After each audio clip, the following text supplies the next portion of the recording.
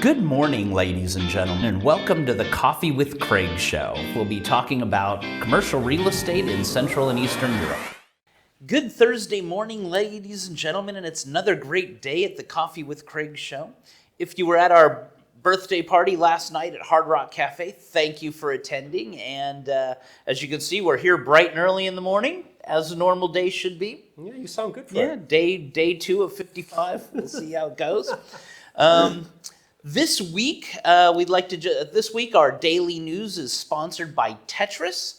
So you'll see a few little Tetris ads and things pop up. Also, we had a great interview with Adrian Boychuk, who is the EMEA Investor and Landlord Client Development Director at Tetris. Also, upcoming events. October's coming. Great month for our magazines and our events. First of all, our magazine, CEE Investment Guide, which is going out at EXPO Real. We're one of the international media partners there and have extensive distribution, as always, throughout the fair. So if you have you'd like to promote your company at the fair or your project, drop us a quick line and we'll definitely sort out. We got a couple good locations in the front of the magazine still in the regional section. Like to get that out. Also, our CEE Investment Awards coming up October 20th and 21st at the Warsaw InterContinental Hotel. It'll be great to be back after last year doing it online.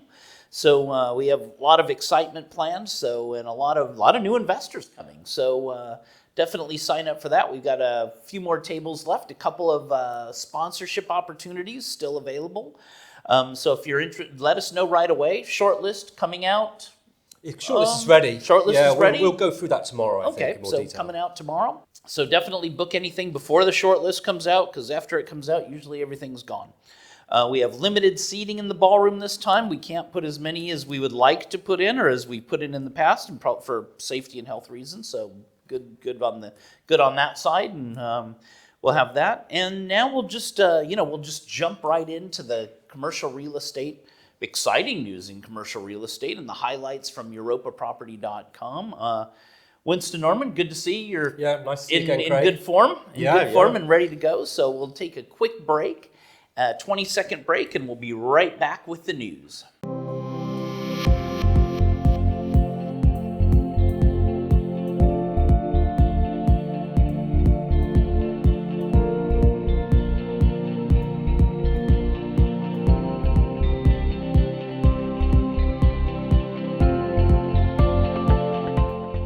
So, welcome back, and Winston Norman, our editor-in-chief, are you ready to give us all the little jewels for the day? Yeah, okay. Sure. Thanks, Craig.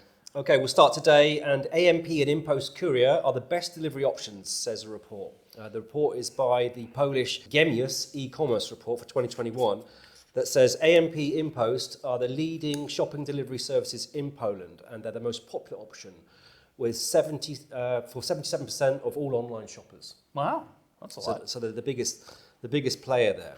The report also found that the courier delivery to home or work is chosen by only half of all online shoppers.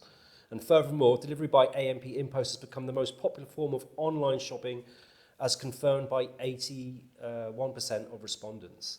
In courier deliveries, InPost came first, fending off competition from big international players such as DPD and DHL.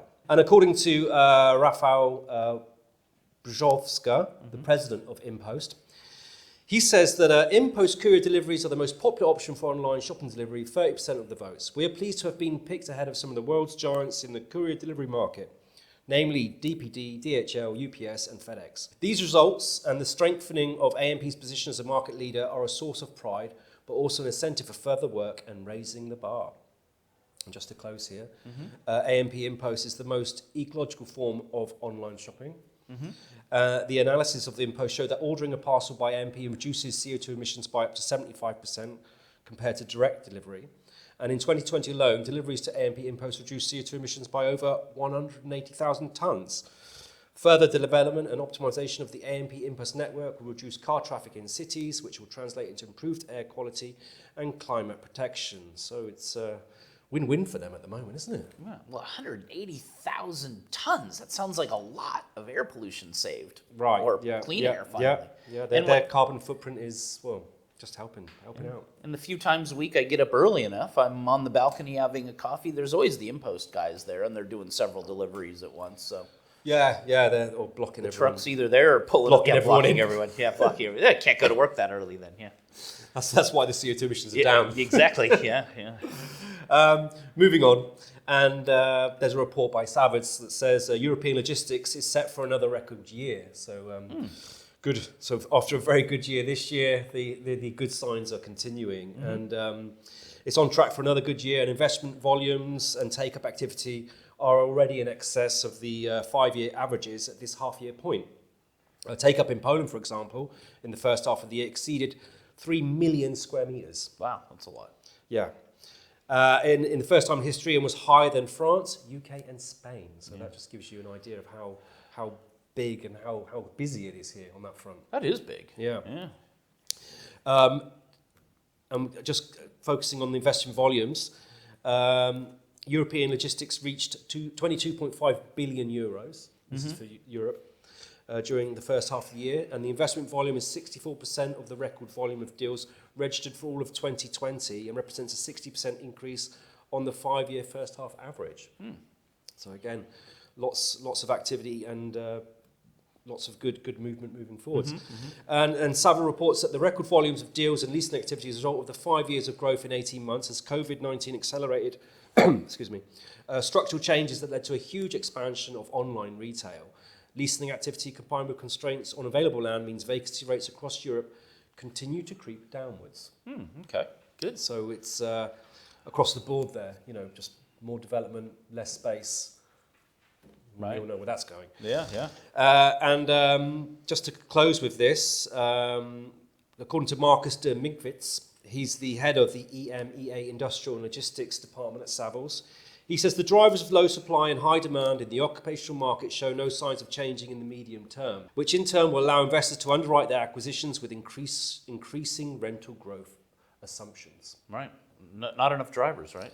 Right. Yeah, so we've been watching on the news. And Savills observes that investors become increasingly willing to look outside core markets in order to find more attractive income returns, and predicts that Southern Europe and Central Eastern Europe will continue to compress through the year. Good news for investors. And staying in the logistics and warehouse market, some news from Panattoni. And Panattoni is working on the final stage of a production plant for Danfoss, Poland, within the company's existing Grodzic Mazowiecki complex. So that's just near Warsaw there. In cooperation with the contractor Dekpol. The developer has already delivered 12,000 square meters, and now a warehouse facility and 1,000 square meters of production space are under construction. And the construction of the new facility has been progressing smoothly despite the pandemic. And according to Marek Wosinski, the BTS managing director of Panattoni, he says, despite these inconveniences, we've been able to construct the new plant with great efficiency, allowing Danfoss to successfully relocate each of its production lines from Denmark to Poland. Thus, the company has been able to maintain the continuity of its production processes. Once again, Panattoni can be relied upon to provide stability in uncertain times. Yeah, well, I mean, we don't really go a week without hearing about an either opening or closing or starting or anything from Panattoni. There's always something in the news, I would imagine. Yeah, they're dominating the news these days. Well, that's great. Is that all we have for today? Yeah, that's all for today, Craig. Well, that's great. Well, thank you very much for listening. Of course, the team at Tetris, thank you very much for sponsoring this week's news and Coffee with Craig. We always have over 9,000 viewers per week, and on the interviews, usually way over 10,000. So very good. We appreciate all the views and people watching the show. Actually, tomorrow, I'll be transmitting our bit from Romania. So there's Optum PM has a 12-year anniversary party later tonight, which we'll be attending, and I'll see you from Bucharest tomorrow morning. Might be later in the morning. We'll see how it goes. And so everybody enjoy yourselves. Time to start getting weekend ready. One more show for the week. So enjoy the rest of the day, and we will see you on Friday from Bucharest. Click here to subscribe to the Coffee with Craig show, and don't forget to share it with your friends.